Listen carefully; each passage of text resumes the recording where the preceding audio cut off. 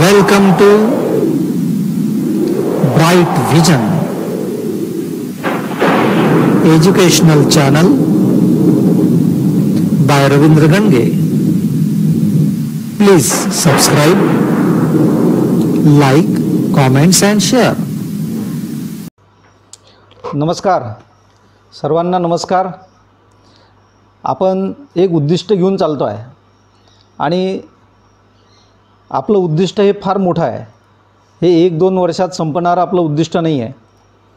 त्यामुळे आपल्या ज्या उद्दिष्टाला आपण छोट्या छोट्या गोलमध्ये आणि डिवाईड करून आपण ते गोल साध्य करत करत आपल्या जो सर्वात अंतिम आपलं जे उद्दिष्ट आहे, ज्याला आपण व्हिजन असं म्हटलेलं आहे, आणि त्या व्हिजनला आपल्याला पूर्ण करण्यासाठी प्रयत्न करायचे आहे.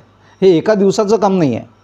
त्यामुळे आपण काय केलं आहे की असे आपले 3-3 महिन्याचे आपले गोल केलेले आहे.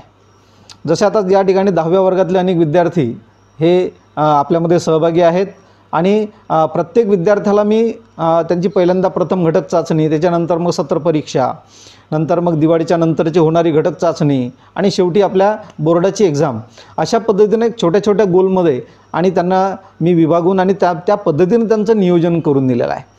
आणि सांगितलं आहे की 8 वर्षाच्या नंतरची आपली लाईफ कशी असेल, 8 वर्षाच्या नंतरचं माझं प्रोफाईल कसं असेल, 8 वर्षाच्या नंतरची माझी सामाजिक स्थिती कशी असेल, या सर्व गोष्टींना डोळ्यासमोर ठेवून आपण प्रत्येक गोष्ट या ठिकाणी नियोजित करत आहेत. आणि हे नियोजन करण्यासाठी आपण सगळेजण मला सहकार्य करत आहे. आपले सर्वांचे जे पालक या ठिकाणी आईवडील हे सुद्धा उपस्थित आहेत आज, आणि या सर्वांचं मी मनापासून हार्दिक स्वागत करतो आहे. विद्यार्थी मित्रांनो, जो उद्दिष्ट घेऊन चालतो त्याच्या वागण्यामध्ये, त्याच्या बोलण्यामध्ये, त्याच्या प्रत्येक कृतीमध्ये एक नियोजनबद्धता येते, एक प्लॅनिंग येते, आणि त्या दृष्टीनं आपण सगळेजण मग प्रयत्न करायला लागतो. म्हणून उद्दिष्ट हे अत्यंत महत्त्वाचं आहे. जो उद्दिष्ट न ठरवता आणि आपल्या जीवनाच्या प्रवासाला निघतो, मग तो काहीतरी एक वाऱ्यावर भरकटल्यासारखा आणि मग आयुष्य जगत राहतो, त्याला काहीही साध्य होत नाही. आणि म्हणून मग आपण प्रत्येकानं एक उद्दिष्ट डोळ्यासमोर ठेवूनच मार्गक्रमण केलं पाहिजे. हे एक अत्यंत महत्त्वाचं सेशन आहे. मागच्या वेळेससुद्धा मी आपल्याला सगळ्यांना सांगितलं होतं की सेशन सुरू झाल्यापासून तर सेशन संपेपर्यंत आपण मध्ये कोणताही फोन कॉल उचलायचा नाही. फोन कॉल जर आपण उचलला तर आपलं सेशन जे आहे ते डिस्टर्ब होते, आपण आपल्या सेशनमधून आऊट होतो, पुन्हा आपल्याला आतमध्ये येण्यासाठी पुन्हा परवानगी लागते. म्हणून या सेशनच्या मध्ये आपण कोणताही फोन कॉल उचलू नका. त्यानंतर एक महत्त्वाची गोष्ट जी मध्ये तुम्हाला हायलाईट केलेली आहे, आणि ती गोष्ट आहे stay silent, let's your action speak. आपण स्वतः शांत राहायचं, पण आपल्या कृतीमधून आपल्याला काय करायचं आहे की जगाला दाखवून द्यायचं आहे की मी प्रगतीच्या पथावर आहे, मी प्रगती जे उद्दिष्ट ठरवलं आहे त्या उद्दिष्टाला गवसणी घालण्यासाठी, आणि प्रत्येक दिवसामध्ये मी माझं नियोजनाप्रमाणे माझी कार्यवाही सुरू आहे, हे आपल्या कृतीमधून दिसलं पाहिजे. शांत राहून आपल्याला खूप गोष्टी ह्या साध्य होऊ शकतात. आणि त्या दृष्टीनं या अत्यंत महत्त्वाच्या अशा सेशनमध्ये मी आपला या ठिकाणी आणि अत्यंत मनापासून आपलं हार्दिक स्वागत या ठिकाणी करतो आहे. बघा, माझं येणारं जे उद्दिष्ट आहे हे उद्दिष्ट आहे की फक्त शिक्षक म्हणून किंवा मार्गदर्शक म्हणून काम न करता एक समुपदेशक म्हणून मी काम करावं. बघा, शिक्षक, मार्गदर्शक आणि समुपदेशक या तीनही ज्या भूमिका आहेत त्या भूमिकांमध्ये एक फरक आहे, आणि तो फरक मागच्या वेळेस मी आपल्या ग्रुपवर शेअर केला होता. शिक्षकाचं जे काम आहे, हे शिक्षकाचं काम जे आहे हे ज्या विषयाचा जो शिक्षक असेल त्या विषयामध्ये असणाऱ्या ज्या कठीण कल्पना आहेत, संकल्पना आहेत, त्या अत्यंत सोप्या पद्धतीनं विद्यार्थ्यांपर्यंत पोहोचवणं, त्याला अध्ययनास प्रवृत्त करणं आणि त्यांच्याकडून त्या पाठ्यपुस्तकाचे उद्दिष्ट पूर्ण करून घेणं, हे शिक्षकाचं काम आहे. आणि शिक्षक ते चांगल्या पद्धतीनं करत असतात. बघा, आणि मार्गदर्शक, आपल्याला जीवनामध्ये अनेक मार्गदर्शक मिळतात, आपल्या घरापासून तर आपल्या शेजारी पाजारी, आपले मित्रमंडळी, आपल्या समाजामधले घटक, हे सगळेजण आपल्याला मार्गदर्शन करत असतात. पण मार्गदर्शन केल्यानंतर मग पुढे आपलं काय होते हे ते पाहण्यासाठी आपल्याजवळ थांबत नाही. बघा, म्हणजे मार्गदर्शन करून मोकळे होतात, आपण त्यांना सल्ला देणं असं सुद्धा म्हणतो. सल्ला देणं फार सोपं आहे. म्हणून मार्गदर्शकाची भूमिकासुद्धा अनेक जण आपल्या जीवनामध्ये जे येतात हे निभवत असतात, परंतु समुपदेशकाची भूमिका जी असते ती या दोघांपेक्षाही खूप वेगळी असते. बघा, म्हणजे तो अध्ययनामध्ये येणाऱ्या अडचणी ज्या आहे, जीवनामध्ये येणाऱ्या अडचणी ज्या आहे, स्वतःच्या वागण्यामध्ये, स्वतःच्या बोलण्यामध्ये जे काही अडचणी ज्या ठिकाणी येतात, ज्याला आपण समस्या म्हणतो, या समस्यांचा अगदी मानसशास्त्रीयदृष्ट्या अभ्यास करून आणि त्या समस्येवर मानसशास्त्रीयदृष्ट्या तोडगा काढून ती समस्या निराकरणासाठी मदत करणं हे समुपदेशकाचं काम आहे. समस्या निराकरण करणं हे समुपदेशकाचं काम नाही आहे. बघा, त्या जे समस्या ज्या आहेत, ह्या समस्या सोडवण्यासाठी ज्याला त्या समस्या आलेल्या आहेत त्यालाच त्याच्यामधल्या जे स्किल्स आहेत, जे ॲबिलिटीज आहेत त्या त्यांच्यामधल्या आणि विकसित करणं आणि त्या ॲबिलिटीजप्रमाणे आणि त्याला स्वतः आणि सक्षम बनवणं आणि स्वतः त्या समस्या सोडवण्यासाठी त्याला तयार करणं हे समुपदेशकाचं काम आहे. म्हणजे समुपदेशकाचं काम जे आहे हे खूप व्हास्ट काम आहे. म्हणून एक समुपदेशक म्हणून माझ्या येणाऱ्या काळामध्ये ही माझी भूमिका राहणार आहे. आणि मागच्या वेळेस मी आपल्याला एक ग्रुपला आणि एक बातमीसुद्धा टाकली होती आणि त्याचा शुभारंभ हा झालेला आहे. बघा, म्हणून आपल्या या समुपदेशन केंद्राला एक शुभ आरंभ, एक मानसशास्त्रीय समुपदेशन अशा पद्धतीचं नाव आणि हे दिलेलं आहे. आणि या आपल्या शुभ आरंभ या मानसशास्त्रीय समुपदेशन केंद्राच्या माध्यमामधून आपली जी झेप आहे ही यशस्वी, आनंदी, सुखी आणि समाधानी जीवनाकडे होणार आहे. आणि त्याचं एक पाऊल आपल्या या ऑनलाईन सेशनच्या माध्यमामधून हे पुढे पुढे पडते आहे. आपण सर्वांनी या समुपदेशन आणि या सत्रामध्ये अत्यंत मनापासून या ठिकाणी आपण सहभागी झाला. आपल्या सर्वांचे मी मनापासून हार्दिक स्वागत करतो आहे. बघा, आपली आजची जी समस्या आपण घेऊन आलेलो आहे ही समस्या आहे की काही जे विद्यार्थी असतात त्या विद्यार्थ्यांना परीक्षेमध्ये नेहमी कमी मार्क्स मिळतात. अभ्यास तर ते खूप करतात, त्यांना आपण बघतो सुद्धा. एक पालक म्हणून जे या ठिकाणी पालकसुद्धा उपस्थित आहे, पालक म्हणून आपण त्यांना बघतो की माझा मुलगा तर अभ्यास खूप करतो, मला तो नेहमी वाचन करताना दिसतो, नेहमी तो अभ्यासामध्ये मग्न असताना दिसतो. परंतु मग परीक्षेचा जो रिझल्ट येतो त्या रिझल्टमध्ये मग त्याला कमी मार्क्सच दिसतात. म्हणजे अपेक्षित तो ज्या प्रमाणामध्ये मेहनत घेतो आहे त्या मेहनतीच्या प्रमाणामध्ये आणि त्याचे मार्क्स हे दिसत नाही आहे. मग याला काय कारण असावं? समस्या तर आता उभी राहिलेली आहे समोर. म्हणून आपण आज सगळे मिळून आणि या समस्येचा विचार करू आणि या समस्येचा विचार झाल्यानंतर या समस्येवर तोडगासुद्धा आपण या ठिकाणी शोधू. आणि म्हणून हे अत्यंत महत्त्वाचं प्रकरण जे आहे आज आपण घेतो आहे हे त्यासाठी महत्त्वाचं आहे कारण हे मॅक्झिमम विद्यार्थ्यांच्यामध्ये येणारी ही समस्या आहे. म्हणून काही विद्यार्थ्यांना परीक्षेमध्ये कमी मार्क्स का मिळतात या समस्येवर आपण या ठिकाणी समाधान शोधण्याचा प्रयत्न करू. आपल्यापैकी काही जण हे माईक ऑन करून माझ्याशी या ठिकाणी बोलण्याचा प्रयत्न करतील की आपल्याला काय वाटतं आहे की असं का होत असावं, काही विद्यार्थ्यांनाच फक्त परीक्षेमध्ये कमी मार्क्स का मिळतात. माझ्या शेजारी असणारा मुलगा हा अत्यंत चांगल्या पद्धतीनं मार्क्स घेतो आहे, तो तर एवढा अभ्यास करताना मला दिसतही नाही आहे. जसं काल आमच्या शाळेमध्ये पॅरेंट्स मीट झाली आणि त्या पॅरेंट्स मीटमध्ये एक जी माझ्या दृष्टीनं जी 95%च्या वर मार्क्स मिळवणारी जी विद्यार्थिनी आहे तिच्या पालकांनी मला म्हटलं, म्हणे सर ही तर मला अभ्यास करताना दिसतच नाही आहे, घरी काही एवढा अभ्यास करत नाही आहे. म्हटलं नाही, तुम्ही म्हटलं तिचा अभ्यास करा व्यवस्थित, म्हणजे मग तुम्हाला समजेल की ती अभ्यास कसा करते आहे. म्हणजे अभ्यास करण्याची पद्धत जी आहे ही पद्धत ही तिला मार्क्स चांगले मिळवून देते आहे. म्हणून आपण हा विचार करू की काही विद्यार्थ्यांना परीक्षेमध्ये अत्यंत चांगले मार्क्स मिळतात पण काही विद्यार्थ्यांना मात्र परीक्षेमध्ये कमी मार्क्स का मिळतात. मेहनत करूनसुद्धा त्या मेहनतीनं त्यांना फळ का मिळत नाही. म्हणून काही पालक या ठिकाणी आपले मत हे मांडू शकतात. एक त्यांना आपण 2 मिनिटाचा या ठिकाणी वेळ देऊ. विनंती आहे काही पालकांना की काय कारण असू शकते परीक्षेमध्ये या विद्यार्थ्यांना कमी मार्क्स का मिळत असतील. व्हाय आहे पालक बंधू कोणी? आपल्या निरीक्षणामध्ये काय आहे बघा. पटपट आपण जर गेलो तर आपण पटपट आपलं सेशन पुढे जाईल. हॅलो, चला पालक बंधू भगिनी या ठिकाणी आपण पुढे जाऊया. ज्या विद्यार्थ्यांना परीक्षेमध्ये कमी मार्क्स मिळतात ते विद्यार्थी सामान्यतः आज जे मी तुम्हाला या सेशनमध्ये सांगत आहे ते 7 चुका ते करतात. आता ह्या ज्या चुका आहेत, आता बघा मी आजचं सेशन हे थोडंसं वेगळं बनवलेलं आहे. आतापर्यंत आपण 2-3 सेशन घेतले. हे सर्व सेशन हे पॉझिटिव्ह दृष्टीने मी सुरू केले होते आणि त्या पॉझिटिव्ह दृष्टीनं सुरू करून त्या पॉझिटिव्ह दृष्टीने त्याचं एंडसुद्धा झाला होता. पण आजचं जे सेशन आहे हे सेशन मी निगेटिव्ह दृष्टीनं सुरू केलेलं आहे आणि निगेटिव्ह दृष्टीनं सुरू करून आणि त्याचा एंड मात्र आज पॉझिटिव्ह होणार आहे. बघा, म्हणून मी या ठिकाणी म्हटलं आहे, ज्या विद्यार्थ्यांना परीक्षेत कमी मार्क्स मिळतात ते विद्यार्थी सामान्यतः 7 चुका करतात. हे चुका कोणत्या आहेत याचा आपण या ठिकाणी आणि विचार करू. बघा, सर्वात पहिली चूक जे विद्यार्थी करतात आहे तर ती त्या आहे त्यांचं लॅक ऑफ टाईम मॅनेजमेंट. सर्वांनी लक्षात घ्या की सर्वात पहिली गोष्ट आहे जी मागच्या वेळेस मी तुम्हाला 7 हॅबिट्स सांगितल्या होत्या, 7 सवयी सांगितल्या होत्या. चांगला अभ्यास करण्याच्या 7 सवयी, आपल्याला उद्दिष्टाप्रत नेण्याच्या 7 सवयी. तर त्या सवयीमध्ये एक सर्वात महत्त्वाची सवय मी तुम्हाला सांगितली होती ते टाईम मॅनेजमेंटची. आणि काही विद्यार्थी ज्यांना मार्क्स कमी मिळतात तर त्या विद्यार्थ्यांचा जर आपण अभ्यास केला, त्या विद्यार्थ्यांचं जर आपण निरीक्षण केलं तर त्या विद्यार्थ्यांच्या जीवनामध्ये वेळेच्या व्यवस्थापनाचा अभाव आपल्याला दिसेल. त्यांना दिलेले जे वेळ जो आहे परमेश्वरानं दिलेला, तर त्या वेळेचा तो व्यवस्थित आणि त्याचं नियोजन तो करू शकून नाही राहिलेला आहे. म्हणून या ठिकाणी सर्वात पहिली चूक तो विद्यार्थी ते करते आहे. मागच्या वेळी तुमच्याशी बोलताना मी म्हटलं होतं की जो सर्वात यशस्वी झालेला, ज्याचा वर्गामध्ये पहिला नंबर येतो, त्या विद्यार्थ्यालासुद्धा परमेश्वरानं 24 तासच दिलेला आहे दिवसाचे. आपल्यालासुद्धा परमेश्वरानं 24 तासच दिलेला आहे.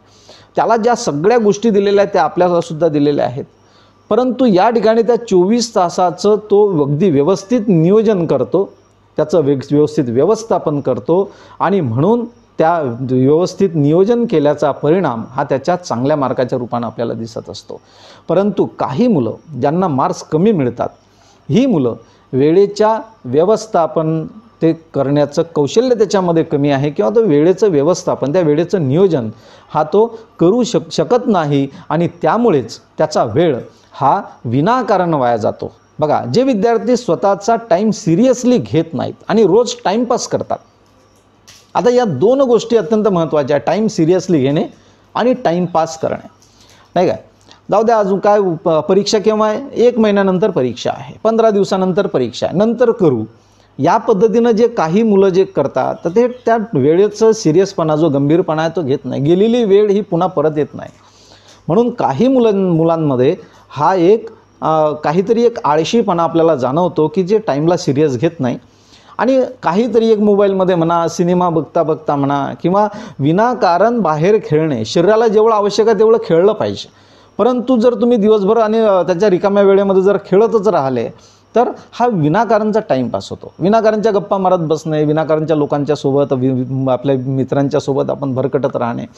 तर हा जो टाईमपास आहे, या टाईमपासामुळे काय होतं की त्यांचा जो महत्त्वाचा वेळ जो त्यांनी अभ्यासासाठी खर्च करायला पाहिजे, त्याच्या चांगल्या जीवनासाठी नियोजन करण्यात खर्च करायला पाहिजे, हा महत्त्वाचा वेळ त्याचा वाया जातो आणि त्याचा परिणाम असा होतो की अभ्यास मग काही पूर्ण होत नाही. परीक्षा अगदी तोंडावर येते आणि त्या परीक्षेच्या वेळेपर्यंतही त्याचा अभ्यास पूर्ण न झाल्यामुळे आणि मग तो अभ्यासही पूर्ण होत नाही आणि त्याचं जे ताणतणाव त्याच्या मनावर निर्माण होतो, त्या ताणतणावाचा आणि असा परिणाम हा त्याच्यावर होतो की त्यामुळे तो जो मुलगा आहे किंवा ती मुलगी आहे तर ती पेपर व्यवस्थित देऊ शकत नाही. बघा, आणि म्हणून time management is very important असं म्हटलेलं आहे. आपल्या जीवनामध्ये टाईम मॅनेजमेंट हे सर्वात महत्त्वाचं आहे. म्हणून या मुलांनी आज जे मुलं या ठिकाणी सहभागी झालेले आहेत त्या मुलांनी जर अशा पद्धतीचं जर त्यांना वाटत असेल की नाही मला मार्क्स कमी मिळतात, तर त्या कमी मार्क्स मिळण्यामध्ये आणि माझी ही तर चूक होत नाही आहे जी आता या ठिकाणी आपल्या डोळ्यासमोर आपल्या स्क्रीनवर दिसत आहे. लॅक ऑफ मॅनेजमेंट, वेळेच्या व्यवस्थापनाचा अभाव तर माझ्या जीवनामध्ये नाही आहे. हा पण या ठिकाणी आपण व्यवस्थित त्याचा विचार करावा. या ठिकाणी आपण काय करायचं मग की 2 विद्यार्थी आपल्या डोळ्यासमोर आपण जर ठेवले की एक चांगले मार्क्स मिळवणारा विद्यार्थी आणि एक कमी मार्क्स मिळवणारा विद्यार्थी. चांगले मार्क्स मिळवणारा विद्यार्थी जो आहे त्याचं टाईम मॅनेजमेंट किती चांगलं आहे, तो त्याच्या अभ्यासाचं वेळापत्रक तयार करतो आहे, त्या वेळापत्रकाप्रमाणे तो दररोजचं त्याचं शेड्यूल हे चांगल्या पद्धतीनं पुढे जात आहे आणि त्याचा परिणाम म्हणून त्याला परीक्षेमध्ये चांगले मार्क्स मिळतात आहे. परंतु दुसरा विद्यार्थी जो आहे तो त्याचं टाईम मॅनेजमेंट व्यवस्थित करत नाही आहे, त्याच्या अभ्यासाचं वेळापत्रक नाही आहे, त्याच्या अभ्यासाच्या वेळापत्रक जर नाहीच आहे तर मग पुढे काही अभ्यासाचं काही त्या पद्धतीनं सिरियस घेण्याचं काही त्याच्याकडून काही अपेक्षासुद्धा आपण करणार नाही. म्हणून टाईम मॅनेजमेंट हे अत्यंत महत्त्वाचं आहे, हे अभ्यासाच्या दृष्टीनं आणि अत्यंत आपण लक्षात ठेवायचं आहे विद्यार्थी मित्रांनो. बघा आता दुसऱ्या चुकीकडे आपण वळू. दुसरी चूक विद्यार्थी ज्यांना कमी मार्क्स मिळतात ही दुसरी चूक काय करतात? Lack of priority management. बघा आता मागच्या वेळेससुद्धा मी तुम्हाला सांगितलं होतं की आपल्या जीवनामध्ये जसं टाईम मॅनेजमेंट आवश्यक आहे तसं प्रायोरिटी मॅनेजमेंट हे सुद्धा आवश्यक आहे. प्रायोरिटी मॅनेजमेंट म्हणजे काय? तर प्राधान्यक्रम ठरवणे. प्राधान्य व्यवस्थापनाचा अभाव ज्याच्या जीवनामध्ये आहे त्याचा वेळ हा विनाकारण वाया जातो. पहा मग आता प्राधान्यक्रम हा नेमका कोणत्या बाबतीमध्ये असावा हे महत्त्वाचं आहे. प्राधान्य आपण कोणत्या गोष्टीला द्यायचं? उदाहरणार्थ 2 कामं आपल्यासमोर आलेली आहे आणि आता जो वेळ आहे माझ्यासमोर त्या वेळेमध्ये मी या 2पैकी एकच काम करू शकणार आहे. तर मग त्या 2पैकी कोणतं काम हे अत्यंत महत्त्वाचं आहे त्याला आपण प्रायोरिटी दिली पाहिजे.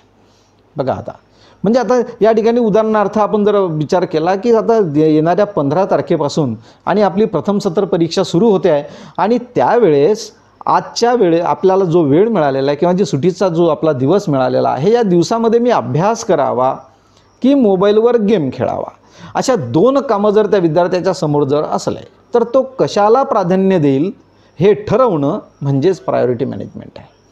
बघा आता मग त्या विद्यार्थ्यांनी हे काय ठरवलं? जर जे हुशार विद्यार्थी आहे हे काय ठरवतील की नाही माझी परीक्षा जवळ आलेली आहे त्यामुळे मी काय करणार, मी माझ्या अभ्यासाला प्राधान्य देणार. म्हणून तो त्या अभ्यासाला प्राधान्य देतो आणि मग त्याचा अभ्यास चांगला होतो. म्हणजे तो जो उपलब्ध जो वेळ आहे हा वेळ हा तो अभ्यासासाठी घालवतो आणि म्हणून त्याचा अभ्यास चांगला होतो. बघा परंतु काही मुलं मात्र याची प्रायोरिटी जी आहे याचा प्राधान्यक्रम जो आहे तो प्राधान्यक्रम हा देतो त्या मोबाईलवर गेम खेळण्याला किंवा त्याला आणखी काही असेल मित्रांसोबत खेळण्याला किंवा टी व्ही बघण्याला, सिनेमा बघण्याला, इकडे तिकडे भरकटत राहण्याला, नाही का? मग प्राधान्य कशाला द्यायचं हे महत्त्वाचं आहे. बघा म्हणून प्राधान्य व्यवस्थापनाचा अभाव हा ज्याच्या जीवनामध्ये आढळतो त्या विद्यार्थ्यांचं काय होते बघा, ज्या विद्यार्थ्यांना कोणत्या गोष्टीला किती वेळ आणि महत्त्व द्यायचं हे ठरवता येत नाही ते विद्यार्थी निरर्थक गोष्टीवर वेळ वाया घालवतात, त्यामुळे अभ्यास पूर्ण होत नाही. म्हणून परीक्षेत चांगल्या गुणांनी उत्तीर्ण व्हायचं असेल तर प्राधान्यक्रम ठरवता आला पाहिजे. बघा विद्यार्थी मित्रांनो आपल्याला मी अनेक वेळा आणि ज्यावेळेस वर्गामध्ये अनुपस्थितीचं कारण विचारतो की तू आज क्लासमध्ये का हजर नव्हता, नाही का, तू उशिरा का आला, काय जसं झालं होतं, तर ते विद्यार्थ्यांचे वेगवेगळे एक्सक्यूजेस असतात. बघा एक्सक्यूजेस असे असतात त्यांचे की माझ्या घरी मामा आले होते किंवा कारण तू काल का नव्हता आला, तर मग मी या ठिकाणी बाहेरगावी माझ्या आईवडिलांसोबत गेलो होतो. बघा आता 10वीचं वर्ष आहे, आपल्या जीवनाला कलाटणी देणारं वर्ष आहे. या वर्षी आपण प्राधान्य नेमकं अभ्यासाला द्यायचं, शाळेला द्यायचं की कशाला द्यायचं हे ठरवणं हे अत्यंत महत्त्वाची गोष्ट आहे. आणि हे आज जर आपण ठरवलं नाही ना मित्रांनो तर ही वेळ आहे जी 10व्या वर्गाची वेळ जी आहे ही पुन्हा आपल्या आयुष्यामध्ये नाही येणार. बघा आपल्या आयुष्यामध्ये इतर गोष्टी येतील. आपल्या मामाच्या घरी आपल्याला जर जायचं असेल तर आपण पुढच्या वर्षी आणखी जाऊ शकतो. आपण या दिवाळीत आपण नाही गेलं तर काही फरक नाही पडत. पुढच्या दिवाळीच्या वेळेस मामा अगदी पुष्पगुच्छ घेऊन आपल्या घरी येतील. बघा परंतु आपण जर आजची वेळ ही अभ्यासाला न देता किंवा जी गोष्ट आपल्याला प्रायोरिटीने आपल्याला घ्यायची आहे की ज्या गोष्टीमुळे माझं जीवन उज्ज्वल होणार आहे, माझ्या जीवनाला अत्यंत म्हणजे जे ध्येय मी ठरवलं आहे त्या ध्येयापर्यंत जाण्याचा मार्ग मला या अभ्यासातून मिळणार आहे, आपण जर त्या गोष्टीला जर प्राधान्य दिलं नाही मित्रांनो तर आज ज्या गोष्टीला आपण प्राधान्य देतो आहे ज्याच्यामुळे मला परीक्षेत कमी मार्क्स मिळतात आहे ती गोष्ट ही जीवनामध्ये आपल्या कधीही कामात पडणार नाही. जे लोक आज आपल्याजवळ बसलेले आहेत किंवा जे आपल्याला आज घरी बोलवत आहेत हे लोकसुद्धा भविष्यामध्ये मग आपल्याला टाळायला लागतील. बघा परंतु जर आपण प्राधान्य जर अभ्यासाला दिला आणि त्या अभ्यासामधून जर आपले गुण जर वाढले तर 100% सांगतो की आपल्याला आज टाळणारी माणसंसुद्धा आपल्या पुढे करायला लागतील. आपण त्यांच्या संपर्कात यावं यासाठी ते झटतील. बघा म्हणून आपण आपल्या जीवनामध्ये कोणत्या गोष्टीला महत्त्व द्यायचं, ह्या सगळ्या ज्या गोष्टीचा आज आपण विचार करणं हे गरजेचं आहे. म्हणून जी मुलं ही परीक्षेत कमी मार्क्स त्यांना मिळतात, तर त्या मुलांनी ही चूक माझ्या जीवनामध्ये होत तर नाही ना, हे नोट डाऊन करा. तुम्ही आज तुमच्या वहीमध्ये हे लिहा आणि स्वतःचं आत्मपरीक्षण करा. बघा, ज्यावेळेस आपण स्वतःचं आत्मपरीक्षण करू ना आणि माझी ही चूक होत तर नाही आहे ना, मग उद्यापासून आपण काय करायचं की ती चूक माझी होणार नाही यावर आपण जास्तीत जास्त लक्ष द्यायचं आणि त्याप्रमाणे आपण आपल्या जीवनाला सुरुवात करायची आहे. आपण तिसऱ्या चुकीकडे वळू या ठिकाणी. बघा, आता तिसरी जी चूक सामान्यतः ज्यांना कमी मार्क्स परीक्षेमध्ये मिळतात ते विद्यार्थी करत असतात आणि ती चूक आहे हे प्रोक्रॅस्टिनेशन.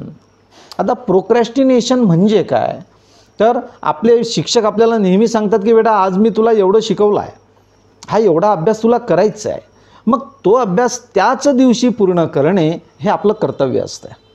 बघा, पण काही मुलं काय करतात की रोजचा अभ्यास टाळण्याचा प्रयत्न करतात.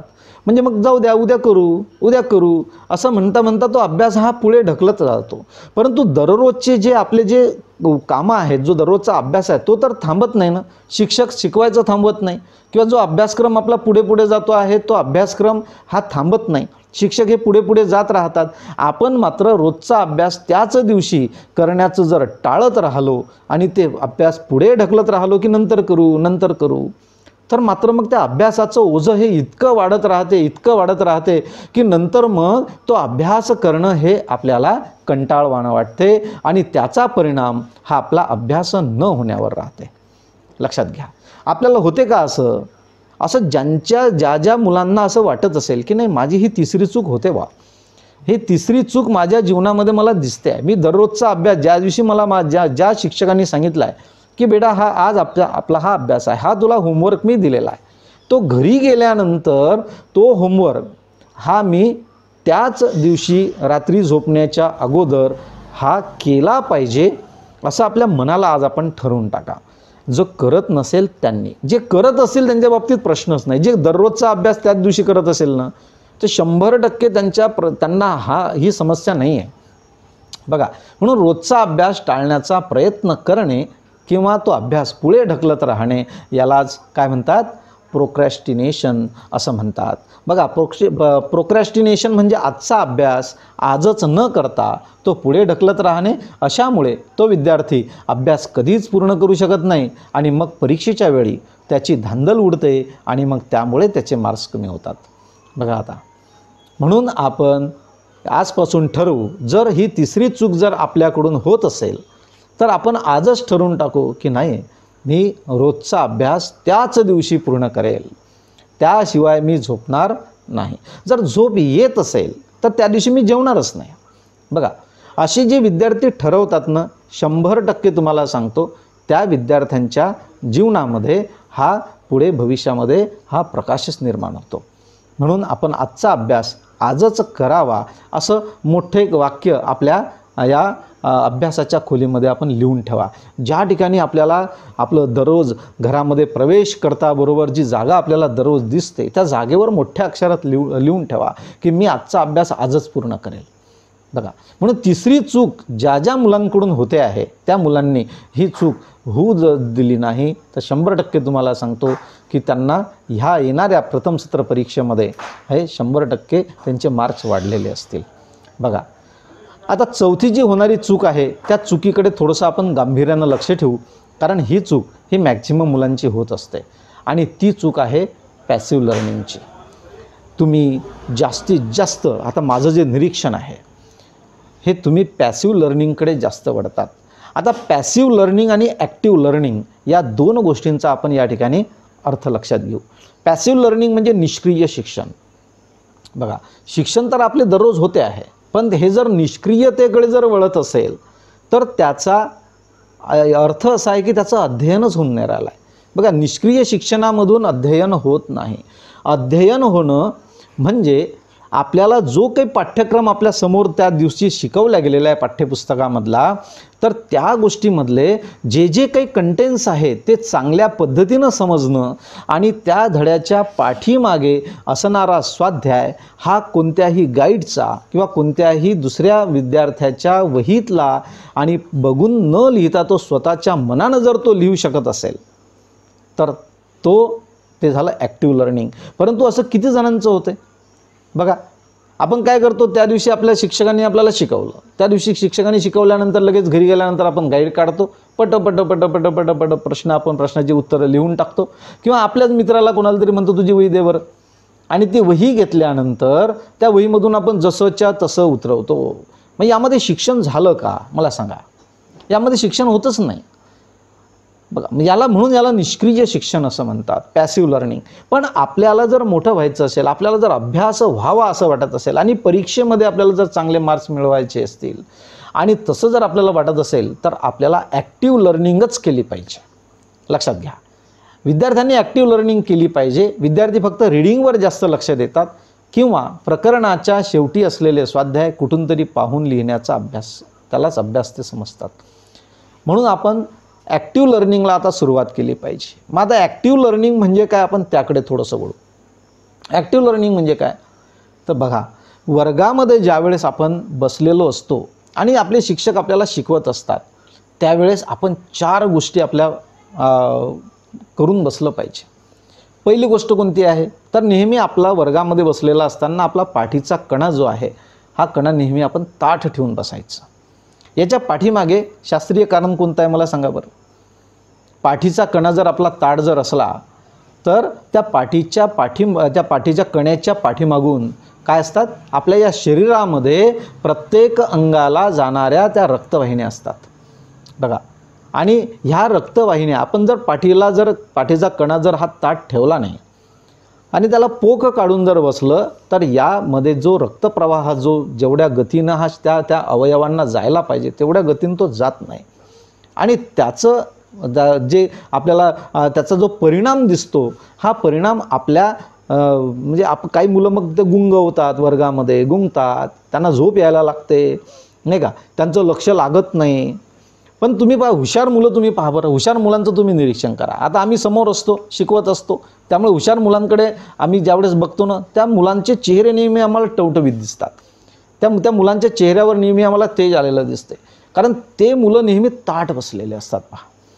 म्हणून हे पहिली गोष्ट काय आहे की मुलांनी ताठ बसावं वर्गामध्ये.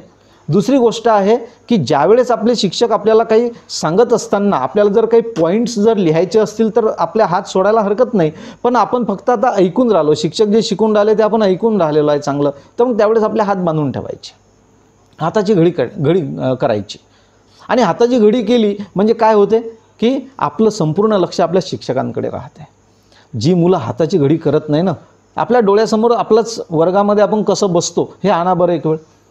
हात आपले मोकळे असतात आणि हात मोकळे असले की हे मोकळे हात काय करतात, कधी याला चिमटा घेतात नाही का, मुलगी असली तर तिचे मागून केस ओढतात समोरच्या बसलेल्या मुलीचे नाही का, एखाद्या वेळेला आपलाच हात आपल्या दप्तरामध्ये जातो. आता ह्या ज्या आपल्या हाताच्या ह्या ज्या क्रिया सुरू असतात वर्गामध्ये बसल्या बसल्या आणि ह्यामुळे आपलं लक्ष जे आहे हे शिक्षकांपासून विचलित होते.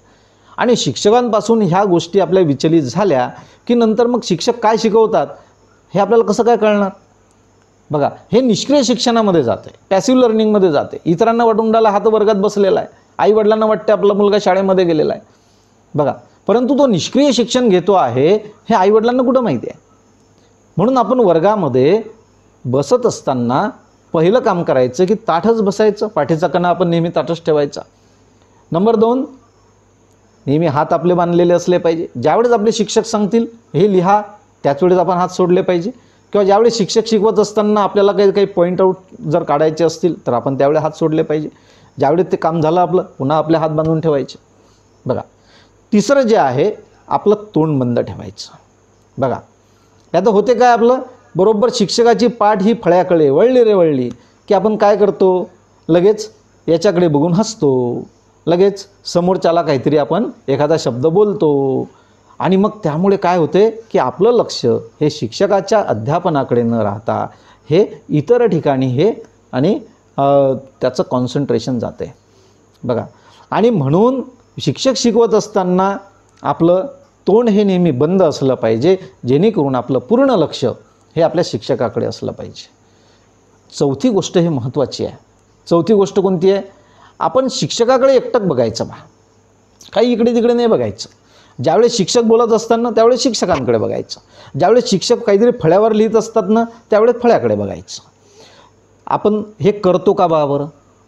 बघा, आपल्या मनाला मी जे या ठिकाणी तुम्हाला सांगतो आहे ना, आपल्या मनाला एक एक प्रश्न तुम्ही विचारत चला की मी हे करतो आहे का, मी हे करतो आहे का. जर आपण तसं करत असू तर ते निष्क्रिय शिक्षणाचा भाग आहे. तुमचं शिक्षणच होऊन नाही राहिलं आहे. इतरांना जगाच्या दृष्टीनं तुम्ही शाळेमध्ये बसलेले आहे, तुमच्या आईवडिलाच्या दृष्टीनं तुम्ही वर्गामध्ये बसलेले आहे, परंतु ॲक्च्युअली तुमचं शिक्षण होऊन राहिलं का, हा प्रश्न आपल्या मनाला आपण विचारा. आपलं लक्ष असते का शिक्षकाकडे? आपण शिक्षकाकडे बघतो का? आपण फळ्याकडे बघतो का? नाही काय? आमच्या हे गोष्ट लक्षात येते. 30 वर्षापासून मी पाहतो आहे, जी मुलं शिक्षक वर्गात शिकवत असताना खिडकीच्या बाहेर पाहणे किंवा मागे वळून पाहणे, विनाकारण याच्या आपल्या मित्रांकडे पाहणे, आपल्या दप्तरात विनाकारण काहीतरी पाहत राहणे, नाही का, अशा गोष्टी करतात ना, त्या मुलांचं लक्ष हे शिक्षकाच्या शिकवण्याकडे नसतेच. मग हे निष्क्रिय शिक्षणामध्ये जाते. त्या ठिकाणी शिक्षण होतच नाही. म्हणून मित्रांनो, आपल्याला ॲक्टिव्ह लर्निंग केली पाहिजे. आपल्याला सक्रिय शिक्षण घेतलं पाहिजे. आपण ॲक्टिव्ह लर्निंग म्हणजे सक्रिय शिक्षण. म्हणून या 4 गोष्टी आपण दररोज करून पहा बरं. एक आठवडा फक्त आपण याचा प्रयोग करू, नाही काय. जे मी 10 वर्गाच्या मुलांना शिकवतो त्या मुलांमध्ये मी हे सवय लावून घेतले. बघा, सवय मॅक्झिमम मुलं 10 मधले हे 4 गोष्टी मी शिकवत असताना हे 4 गोष्टी करून बसतात आणि त्यांचे मार्क्स वाढून राहिले. मी बघतो आहे. आता यावेळेस मी ॲनालिसिस 1-2 दिवसानंतर त्यांच्यासमोर ठेवणार आहे. त्यांचे 1-2 फक्त घटक चाचणीच्या 1-2 ज्या याद्या आहेत त्या माझ्याकडे यायच्या राहिलेल्या आहेत. बस त्या आल्यानं त्यांचं मी ॲनालिसिस समोर मी ठेवतो त्यांच्या, की कोणत्या मुलांचे मार्क्स हे वाढतात आहे किंवा त्यांनी ठरवलेल्या उद्दिष्टाप्रमाणे ते पोचले आहे का. आणि त्यांना मग येणाऱ्या प्रथम सत्र परीक्षेचं मी नियोजन लावून देणार आहे. बघा, मग या बाकीच्या मुलांना मग का नाही मिळाले मार्क्स? मग त्यांनी आता मनाला प्रश्न विचारा की मी पॅसिव्ह लर्निंग करतो आहे की ॲक्टिव्ह लर्निंग करतो आहे. बघा, चौथी चूक ही मॅक्झिमम मुलं करतात. इतरांना वाटते की नाही माझं मुलगा तर शिकून राहिलं, पहा बरं किती छान बसलेला आहे. परंतु ते मध्ये मध्ये शिक्षकाचं लक्ष नसलं की ह्या 4 गोष्टी त्यांच्या कुठेतरी बिघडतात आहे आणि त्यामुळे त्यांचं ॲक्टिव्ह लर्निंग होत नाही आहे. म्हणून आपण ॲक्टिव्ह लर्निंग केलं पाहिजे. हुशार विद्यार्थी ॲक्टिव्ह लर्निंग करतात आणि त्यामुळे त्यांचं अध्ययन होते, त्यांचं शिक्षण घडून येते आणि म्हणून मग परीक्षेमध्ये त्यांचे चांगले मार्क्स त्यांना हे मिळत असतात. बघा, आणि जो स्वाध्याय जो दिला जातो ना, तर तो स्वाध्याय हा स्वतःच्या मनानं सोडवा. तो स्वाध्याय हा कोणत्याही गाईडमधून किंवा कोणाच्याही आपल्या मित्राच्या किंवा मैत्रिणीच्या वहीमधून पाहून लिहू नका. त्यामध्ये अडचण जर येत असेल ना, आपल्या शिक्षकाशी संवाद साधा. पुढची चूक मी तुम्हाला तुमच्या हे आता पुढे मी सांगणारच आहे तुम्हाला, की शिक्षकाशी संवाद आपण साधा की सर मला हेच नाही कळलं, हा स्वाध्याय जो दिला याचा अर्थ नाही मला नाही कळला, एक वेळ मला कृपया तुम्ही समजून सांगा. शिक्षक सांगतात ना आपल्याला. परंतु आपण काय करतो, एक शॉर्टकट मार्ग निवडतो आणि कोणाच्या तरी वहीमधून आपण जे समजलं नाही आणि ते लिहून टाकतो. हे पॅसिव्ह लर्निंगमध्ये गेलं. बघा, आपल्याला ॲक्टिव्ह लर्निंगचा आपण जास्तीत जास्त आजपासून आणि आपण त्या पद्धतीनं करण्याचा प्रयत्न करू आहे. बघा, ॲक्टिव्ह लर्निंगमध्ये काय काय चालते बघा. मी मागच्या वेळेस 10-5 किती 10-5 हा एक फॉर्म्युला तुम्हाला दिलेला आहे, आठवते का? बघा, काय सांगितलं होतं? 10-5-10-5 हा फॉर्म्युला तुम्हाला दिलेला आहे. 1 तासाचं तुम्हाला अभ्यासाचं मी नियोजन करून दिलेलं आहे. 1 तासाच्या नंतर आपल्या शरीराला जी लिथार्जी येते, ही लिथार्जी दूर करण्यासाठी मध्ये 15 मिनिटाचा ब्रेक दिलेला आहे. हे जे वेळापत्रक तुम्हाला मी बसून दिलं आहे हे पूर्ण मानसशास्त्रीय दृष्ट्या असणारं वेळापत्रक आहे. यामध्ये आपल्या शरीरावर येणारा जो ताणतणाव आहे, आपल्या हे जे डोळे आहेत, आपले जे हात आहे, पाय आहे, यामध्ये येणारी जी लिथार्जी आहे, ही दूर करण्यासाठी 1 तासाच्या नंतर आपण त्या वेळापत्रकामध्ये काही ॲक्टिव्हिटीज तुम्हाला सांगितलेल्या आहेत. दररोज जे जे विद्यार्थी हे करून राहिले आहे ना, त्यांच्या अभ्यासामध्ये मला प्रगती दिसते आहे. बघा, मग या 1 तासाचा जो तुम्हाला मी पिरियड दिलेला आहे ना, 1 तास जो अभ्यास करायचा आहे आपल्याला, तर हा अभ्यास करत असताना अर्ध्या अर्ध्या तासाचे 2 गट करायचे आणि या 2 गटामध्ये तुम्हाला हा फॉर्म्युला वापरायचा. बघा, 10 5 10 5 हा फॉर्म्युला वापरायचा. बघा, हा फॉर्म्युला इथं तुम्हाला दिलेला आहे. काय आहे? काळजीपूर्वक वाचणे. बघा, 10 मिनिट तुम्हाला जो ज्या घटकाचा अभ्यास करायचा आहे ना, आता हे काय ॲक्टिव्ह लर्निंग सांगतो आहे तुम्हाला मी. यामधून काय ॲक्टिव्ह लर्निंग म्हणून आपल्याला काय आपला अभ्यास होणार आहे, आपलं अध्ययन होणार आहे आणि हे अध्ययन आपल्या परीक्षेसाठी आपल्या कामात पडणार आहे. म्हणून पहिले 10 मिनिट आपण काय करू? काळजीपूर्वक वाचू. जेवढा घटक आपल्याला वाचायचा आहे, जे एवढे प्रश्न वाचायचे आहे, त्या 1 तासात आपल्याला जो अभ्यास करायचा आहे ना, तर तो या पद्धतीनं करा. जो घटक वाचायचा आहे ना, तो अत्यंत काळजीपूर्वक वाचा. काळजीपूर्वक वाचल्यानंतर काय करायचं? 5 मिनिट डोळे बंद करायचे. 10 मिनिट आपण काय केलं? वाचन केलं. नंतर 5 मिनिट आपण काय करायचं? लक्षात ठेवायचं आहे ते. मग लक्षात ठेवण्याची क्रिया कोणती सांगितली तुम्हाला मी? डोळे बंद करायचे आणि जेवढं त्या 10 मिनिटामध्ये मी वाचलं तेवढं मग काय मनातल्या मनात आठवून पाहायचं.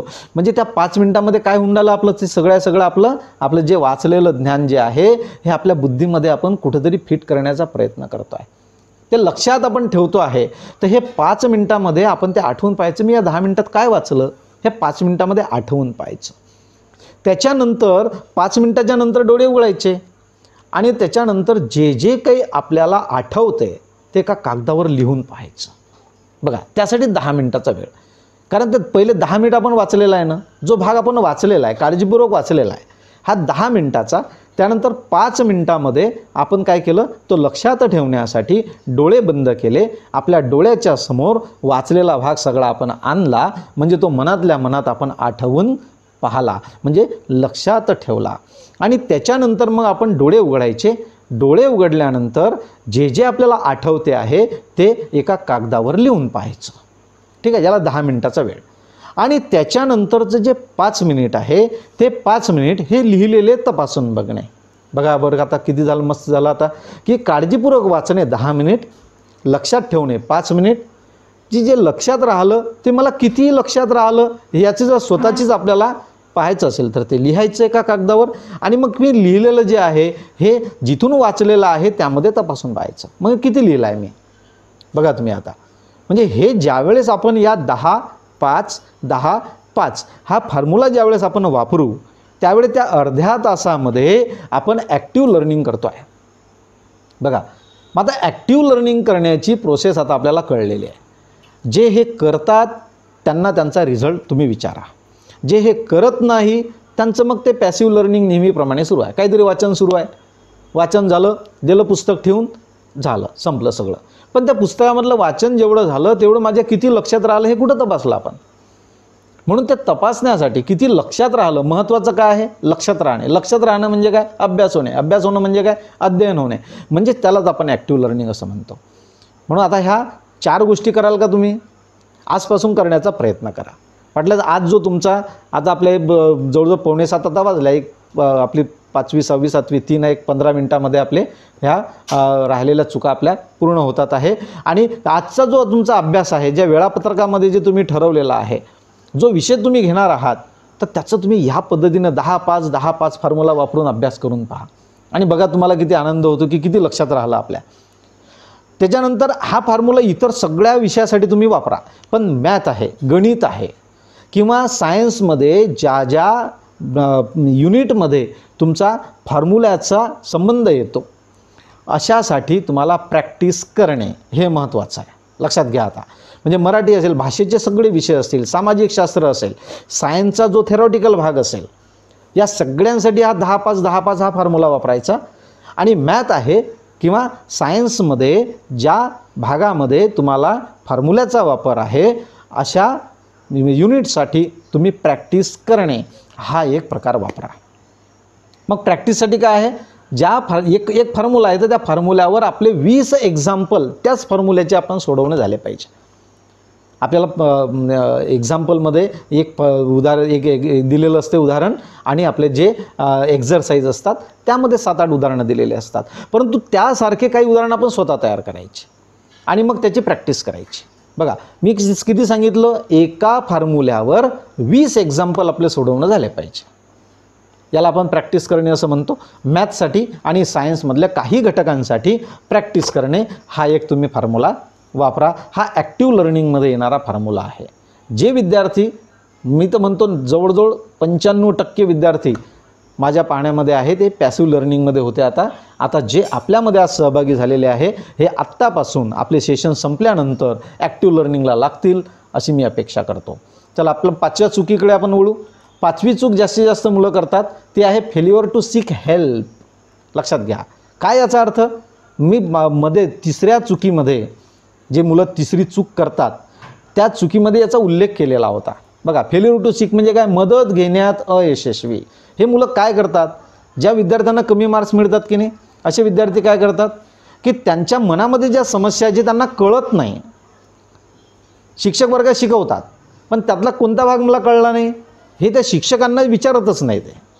बघा, त्यांच्या मनामध्ये कदाचित संकोच असेल, कदाचित भीती असेल, कदाचित मी हा प्रश्न विचारल्यानंतर माझे मित्रमैत्रिणी मला हसतील का, हा त्यांच्या मनामध्ये कुठंतरी एक भाव असेल.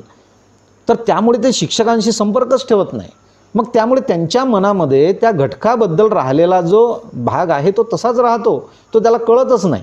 आणि त्याच भागावर जर परीक्षेमध्ये प्रश्न आला तर मग म्हणून त्याला मग त्याच्या प्रश्नाचं उत्तर लिहिता येत नाही, मग त्याला मार्क्स कमी नाही मिळणार तर काय मिळणार मग. लक्षात घ्या, म्हणून शिक्षकांना विचारा. तुम्ही बघा, जे हुशार विद्यार्थी शिक्षकाच्या अवतीभोवती का असतात, तुम्ही त्याचं निरीक्षण का नाही करत की हुशार विद्यार्थी आणि हुशार विद्यार्थी शिक्षकांना आवडतात. मग त्यांच्या पिरियडमध्ये किंवा त्यांचा पिरियड संपल्याच्या नंतर बाहेर किंवा ज्या वेळेस ते हुशार मुलं त्या शिक्षकांशी संपर्क करतात त्यावेळेस शिक्षक त्यांच्यासाठी वेळ काढतातच. हुशार मुलांसाठी शिक्षक खूप वेळ देतात. बघा, म्हणून कमी मार्क्स मिळणारे विद्यार्थी मात्र शिक्षकांना त्यांच्या समस्या कधी विचारतच नाही किंवा अभ्यास करणाऱ्या मित्रांची कधी मदत मागत नाही. कधी ते आपल्या वर्गामध्ये जे हुशार मुलं आहेत, जे समजा मॅथमध्ये जो टॉपर असेल, आपल्याला मॅथचा जो भाग आला नाही, त्या फॉर्म्युल्यावर आपल्याला एक्झाम्पल सोडवता येत नसेल, मग त्या हुशार विद्यार्थ्याला आपल्याला विचारायला काय हरकत आहे. पण एखाद्या वेळेस असं वाटतं की बा मी त्याला का विचारू, तो असा कोण गेला की मी त्याला विचारू. बघा, हा आपल्यामधला जो अहंकार आहे ना, तो अहंकार मग आपल्याला अपयशी करण्यात कारणीभूत पडतो.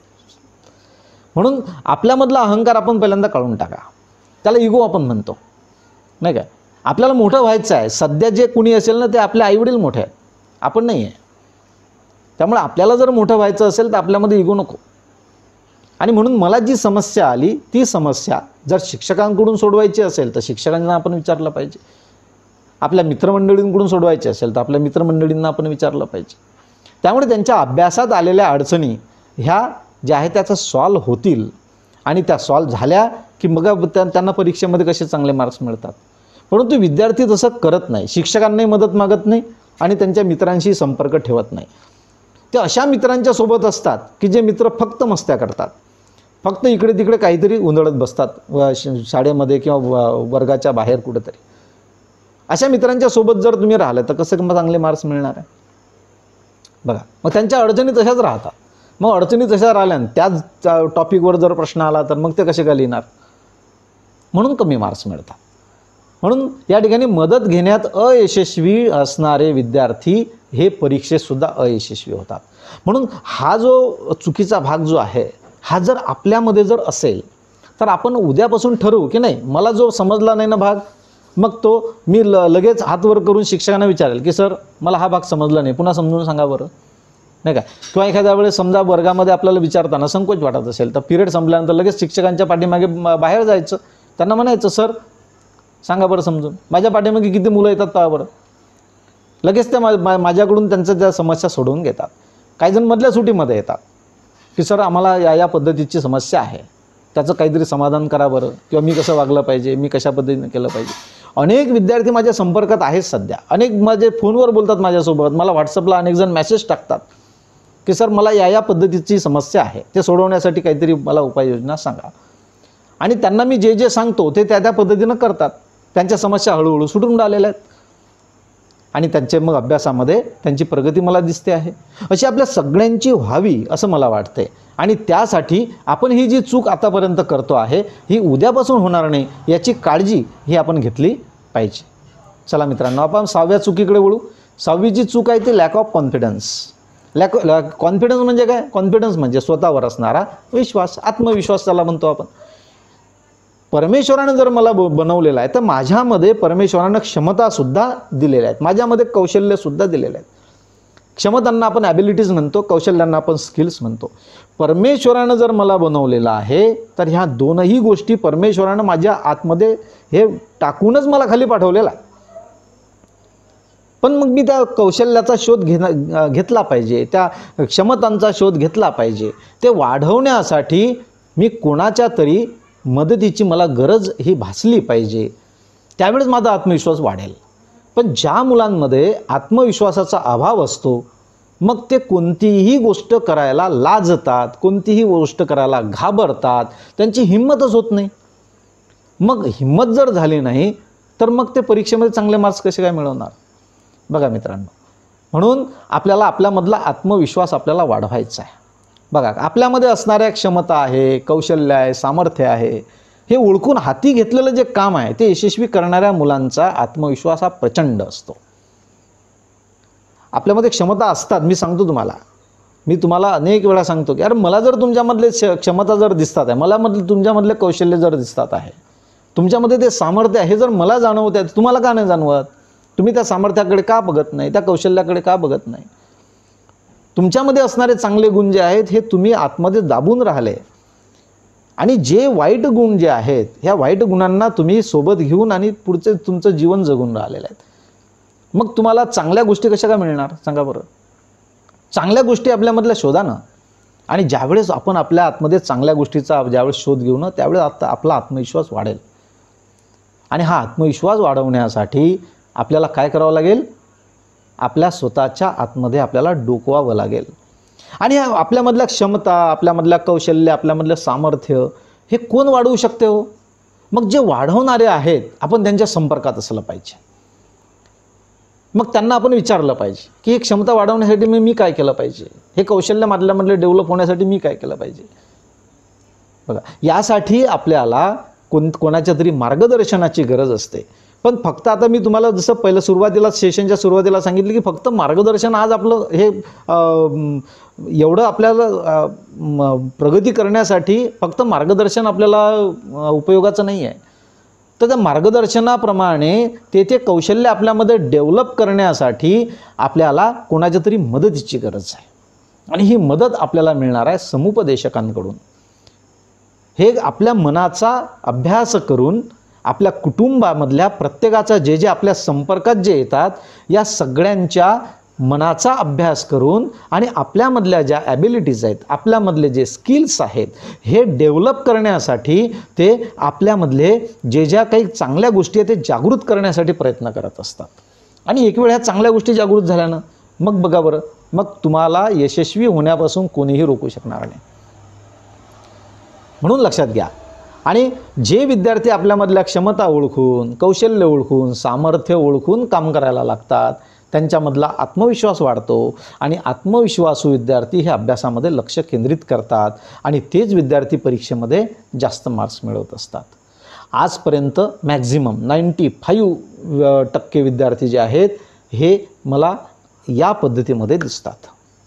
बघा, म्हणून आत्मविश्वासाचा अभाव जर आपल्यामध्ये वाटत असेल तर उद्यापासून तुम्ही मला वैयक्तिक भेटा की सर माझ्यामधला आत्मविश्वास मी कसा वाढवायचा, आणि त्यावेळेस मग आपण तो स्वतःचा आणि अभ्यास करून आणि चांगल्या पद्धतीनं मग डेव्हलप होऊ.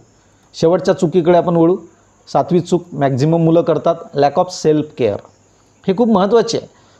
पहिल्या सेशन तुम्ही आठवा, तुम्हाला मी सांगितलं होतं की अभ्यास जसा आपल्यासाठी महत्त्वाचा आहे तसा महत्त्वाचं आपलं मेंटल हेल्थसुद्धा आहे, तशी महत्त्वाची आपली फिजिकल हेल्थसुद्धा आहे. मॅक्झिमम विद्यार्थी काय करतात की जे परीक्षेच्या अगोदरचे जे दिवस आहेत ना त्यामध्ये जास्त टेन्शन घेतच नाही. ते सो अभ्यास करत राहतात आणि जशी जशी परीक्षा जवळ येते ना मग तसा मग खूप अभ्यास करायला लागतात, इतका अभ्यास करतात आणि बरोबर परीक्षा 2 दिवसावर येते आणि हे आजारी पडतात. मग आजारी पडल्यानंतर मग तो अभ्यास काही कामाचा आहे का? बघा बरं तुम्ही. मग म्हणून स्वतःची काळजी आपण फक्त परीक्षेच्या दरम्यानच घ्यायची का? दररोज जर स्वतःची काळजी घेतली तर, आणि काळजी ही 2 दृष्टीने घ्यायची. एक आपल्या मनाची काळजीसुद्धा घ्यायची आणि दुसरी आपल्या शरीराची काळजीसुद्धा घ्यायची. का शरीर आपलं जर चांगलं असेल तर त्यामध्ये मन चांगलं असते, आणि शरीर आणि मन जर चांगलं असेल ना तर मग आपला अभ्यास चांगला होतो.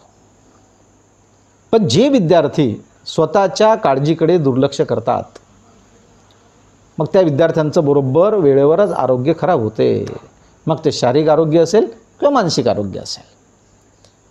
लक्षात घ्या. आता मानसिक आरोग्य कसं? मानसिक आरोग्य हे बाहेरून दिसत नाही, परंतु काही जणांचं कसं असते माहिती आहे का, की बरोबर ते परीक्षेच्या वेळेपर्यंत जे हुशार मुलांमध्ये शक्यतोवर मानसिक आरोग्याची ही जास्त दिसते. की मी तर अभ्यास खूप केला, खूप अभ्यास केला, परंतु आता मला आठवूनच नाही राहिलं काय करायचं. आता उद्या तर परीक्षा आहे, आज आठवूनच नाही राहिलं, मग काय करायचं? तर त्या मुलांचं ज्यावेळेस मी अभ्यास करतो ना त्यावेळेस लक्षात असं येते. आणि शक्यतोवर या हुशार मुलांवर हा अटॅक काही मुलं करतात. ते विनाकारण त्या मुलांना काहीतरी बोलून बसतात, आणि मग हुशार मुलं त्या गोष्टीचा इतका विचार करता की मला त्यांनी तसं काच म्हटलं. बघा, म्हणजे ते मानसिक आरोग्य खराब झाल्याचं लक्षण आहे. म्हणून मानसिक आरोग्य हे आपलं खराब होणार नाही यासाठी सुद्धा आपण काळजी घेतली पाहिजे. त्याची उपाय असतात. ज्यावेळेस आपल्याला असं वाटतं की नाही माझं मानसिक आरोग्य हे थोडंसं डामाडोल होऊन राहिलं आहे, थोडंसं खराब होऊन राहिलं आहे, पटकन तुम्ही मला फोन करा, पटकन तुम्ही माझ्याशी संपर्क करा.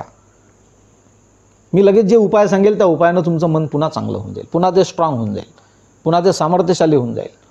बघा, हे झाले आपल्या मेंटल हेल्थ चांगली ठेवण्यासाठी करावयाची उपाययोजना.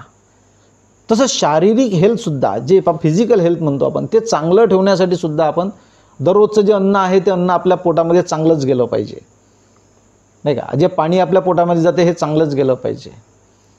ज्या ज्या काही गोष्टी आहेत आपल्याला दररोजच्या जीवनामध्ये की ज्या गोष्टी आपल्या शारीरिक आरोग्याला हे धोकादायक आहे, त्या सर्व गोष्टी ह्या आपण दुर्लक्षित करायच्या नाहीत. त्या लक्षात घेऊन आणि आपण चांगल्या पद्धतीनं काम केलं पाहिजे. जसं म्हणतात ना की रोगापेक्षा काय त्याचं प्रिकॉशन हे जास्तीत जास्त महत्त्वाचं असतं. तो रोग होऊ नये यासाठी अगोदर काळजी घेणे म्हणजे ज्याला आपण प्रिकॉशन म्हणतो. हे जर आपण केलं ना मित्रांनो तर 100% सांगतो आपलं शारीरिक हेल्थ अत्यंत चांगलं राहील. खाण्यापिण्याकडे अत्यंत चांगलं लक्षात घ्या. बाहेरचं काहीही खाऊ नका. लक्षात घ्या, सध्या काय आहे, सध्या हे पावसाळ्यामुळे सगळं बाहेर एकदम सगळे चिखल झालेलं आहे. सगळे ते घाण पाणी इकडे तिकडे, त्या घाण पाण्यामध्ये त्या लोटगाळ्या उभ्या असतात. आजूबाजूच्या त्या माशा ज्या आहेत त्या सगळ्या त्या लोटगाळीवरच्या अन्नपदार्थावर बसतात आणि आपण ते मिटक्या मारत खातो. आणि मग लगेच आपली तब्येत खराब झाली की मग आपण म्हणतो माझी तब्येत खराब झाली. मग त्या दिवशी आपली शाळा बुडते. शाळेत जर आपण गेलोच तर शाळेमध्ये मग ते डोकं दुखते, एखाद्या वेळेस पोट दुखते, एखाद्या वेळेस ॲसिडिटी होते आणि मग त्यावेळेस शिक्षकांकडे लक्ष राहत नाही. बघा बरं, याचे किती दुष्परिणाम जाणवतात आपल्याला. त्यापेक्षा आपल्या आईच्या हातचं जर अन्न आपण दररोज खाल्लं तर, आपल्या आईचे तुम्ही घरी आपल्या हायजीन बघा, आपल्या किचनची हायजीन बघा, स्वच्छता किती, आपली आई किती मनापासून स्वच्छता करते, तिचे हात स्वच्छ असतात स्वयंपाकाच्या वेळेस. मग ते अन्न आपण का घेत नाही, आपल्याला बाहेरचं का आवडतं आहे. म्हणून लक्षात घ्या, स्वतःची काळजी घेण्यात तुम्ही दुर्लक्ष करू नका. आणि स्वतःची काळजी ह्या 2 पद्धतीनं घेतली पाहिजे. आपल्या मनाचीही काळजी घेतली पाहिजे, आपल्या शरीराची काळजी घेतली पाहिजे. म्हणून स्वतःची काळजी घेणे आणि अभ्यास याचा काही संबंध नाही असे बरेच विद्यार्थी समजतात. पण जे विद्यार्थी स्वतःच्या आरोग्याची काळजी घेतात, व्यायाम करतात, मेडिटेशन करतात, सकस आणि सात्विक आहार घेतात, जंक फूड खात नाही, अशा विद्यार्थ्याच्या अभ्यासात लक्ष केंद्रित होते आणि ते परीक्षेत जास्त मार्क्स मिळवतात. आपण आत्ता या क्षणापासून आपण असं ठरवू की मी थोडासा जेवढा शरीराला आवश्यक आहे तेवढा व्यायाम मी करत जाईल. मी थोडंसं 5 मिनटं तरी का असे ना मी शांत बसत जाईल. जसं वेळापत्रकामध्ये ज्यांना मी वेळापत्रक बनवून दिलं आहे ना त्यांच्यामध्ये हे मेडिटेशनचा मी एक शब्द टाकलेला आहे बघा. आणि या मेडिटेशनचे मी तुम्हाला 2 पद्धती सांगितलेल्या आहे. एक सकाळचं मेडिटेशन आणि प्रत्येक 1 तासाच्या नंतरचा जो 15 मिनिट तुम्हाला दिलेला आहे त्या 15 मिनिटाच्या दरम्यान 5 मिनिटाचं मेडिटेशन. आणि त्या दोनही मेडिटेशनच्या वेळेस काय करायचं हे मी तुम्हाला सांगितलेलं आहे. जे विद्यार्थी हे करत असतील ना 100% सांगतो त्यांचं मानसिक आरोग्य चांगलं म्हणजे चांगलंच राहते. म्हणून मेडिटेशन करा, सकस सात्विक आहार घ्या, जंक फूड खाऊच नका. मागे एक व्हिडिओ तुम्हाला मी पाठवला होता आपल्या ग्रुपला, की हे जे जंक फूड ज्या पॅकेटमध्ये बंद असतात ना, हे पॅकेट त्या कंपनीमधून निघाल्यानंतर हे त्या गोडाऊनमध्ये कोणत्या अवस्थेत असतात हे आपल्याला माहिती नसते. त्या गोडाऊनमधून त्या दुकानापर्यंत येईपर्यंत त्याचा प्रवास कसा राहतो आपल्याला माहीत नसते. त्यामध्ये वेगवेगळे जे प्राणी असतात हे कशा पद्धतीनं बसतात, त्या ठिकाणी काय काय करतात हे माहीत नसते. आणि ते जंक फूड ज्या पॅकेटमध्ये असतात ते पॅकेट जर उघडलं नाही तर आपण ते दातानं तोडून खातो बघा. आणि त्या पॅकेटच्या वर असणारे जे काही किटाणू आहेत ते आपल्या तोंडावाटे मग पोटात जातात आणि आपलं आरोग्य खराब होते. म्हणून जंक फूड खायचंच नाही. हे जे पुढे पाळ्यांमध्ये असतं ना, हे कधीही खाऊ नका. चांगलं चांगलं अन्नही बाहेर मिळते, आपण त्या अन्नाच्या शोधात राहा, ते अन्न आपण खा. चांगले विद्यार्थी हे करतील याची मला गॅरंटी आहे. उद्यापासून आपण हे करू मित्रांनो.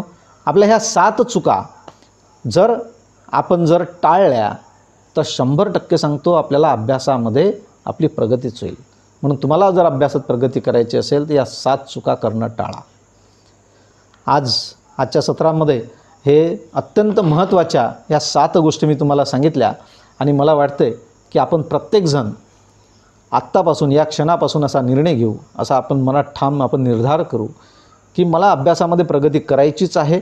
ते करत असताना ज्या ज्या पद्धतीचं आपल्या या ऑनलाईन सेशनमधून मला मार्गदर्शन मिळते आहे त्या मार्गदर्शनाप्रमाणे आणि मी त्या पद्धतीनं माझं दैनंदिन जीवन कसं चालेल याकडे लक्ष देईल. हे मार्गदर्शन हे जर शेवटपर्यंत त्या ध्येयापर्यंत नेण्यासाठी मला माझी म्हणजे गणगे सरांची जर तुम्हाला मदत जर लागत असेल तर माझं समुपदेशन हे तुम्हाला मी देत राहील. समुपदेशन हे एका दिवसात संपणारं नसते.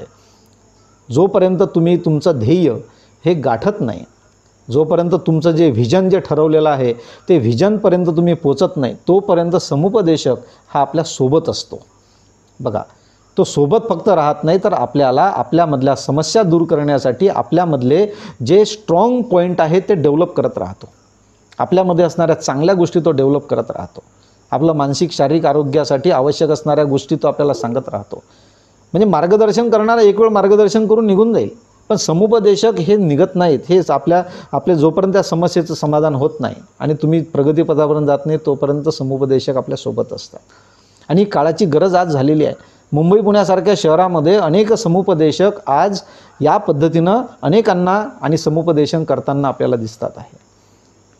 लगेच एक 15 दिवसानंतर सध्या आमचं ते स्पेशल ट्रेनिंग सुरू आहे.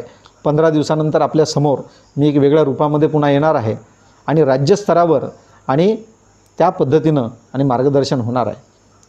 आपण जवळ जर नसू, इथं तर मलकापूरमधले जे माझे विद्यार्थी आहेत हे केव्हाही माझे संपर्कात राहतात, पण आपल्या आजच्या सेशनला कोठ्याचे काही विद्यार्थी आहे, काही पुण्याचे विद्यार्थी आहेत, काही मुंबईचे विद्यार्थी आहेत, म्हणजे आपल्या राज्यभरातून राज्याच्या बाहेरून सुद्धा अनेक विद्यार्थी आपल्या या आजच्या सेशनला जॉईन झालेले आहेत. हे माझ्याशी प्रत्यक्ष संपर्कात नाही राहू शकत, परंतु आपला जो टेक्नॉलॉजी आहे, कोणाला अशी समस्या जर असेल तर ते फोनच्या माध्यमामधून माझ्या संपर्कात राहू शकतात, व्हॉट्सअपच्या माध्यमातून माझ्या संपर्क राहू शकतात. जर या माध्यमातून तुम्हाला राहायचं नसेल आणि तुम्हाला जर माझा अर्धा पाऊण तास 1 तास जर पाहिजे असेल तर तुम्ही मला फोन करा, माझा वेळ घ्या. आपण अशीच गुगलची जी लिंक आहे हे फक्त वैयक्तिक त्याला पाठवू आणि 1 to 1 आपलं या ठिकाणी समुपदेशन चालेल. अनेक उपाय आहे मित्रांनो. आणि येणाऱ्या काळामध्ये या प्रत्येक गोष्टीचा आपल्याला उपयोग करून स्वतःचं जीवन हे आपल्याला अत्यंत चांगलं करणं आहे. उद्दिष्ट एकच आहे, आपलं स्वतःचं जीवन चांगलं होणं बस. आणि त्यासाठी ह्या सगळ्या गोष्टी आपल्याला ह्या कराव्या लागणार आहेत. ज्यांना ही दिशा मिळाली ते भविष्यामध्ये प्रगती करतील. ज्यांना ही दिशा मिळाली नाही ना, त्यांचं जीवन तर मग जसं आहे तसं सुरू आहे. आपले वडील ज्या पदापर्यंत आहे त्या पदापर्यंत मॅक्झिमम आपण पोचू आणि शेवटी आपलं वय वाढल्यानंतर काहीतरी ॲडजस्टमेंट म्हणून आपल्याला कोणता तरी व्यवसाय मग स्वीकारावा लागेल. म्हणून प्रत्येकानं लक्षात घ्या की ज्या चुका आपल्या अगोदरच्या लोकांनी केल्या त्या चुका होऊ नये असं वाटत असेल तर तुम्ही काउन्सिलरच्या संपर्कात राहा आणि त्या काउन्सिलिंगची प्रत्येक वेळेस तुम्ही आणि मदत घ्या काउन्सिलरची आणि ते काउन्सिलिंगची तुम्ही चांगल्या पद्धतीनं आणि ते स्वीकारून तुम्ही स्वतःमध्ये आणि चांगल्या पद्धतीनं प्रगती करा. चला, कोणाला जर काही विचारायचं जर नसेल तर आपलं आजचं सेशन संपलं असं मी या ठिकाणी जाहीर करतो. आपल्या सगळ्यांचे खूप खूप धन्यवाद. आपण आता लेफ्ट व्हायला हरकत नाही.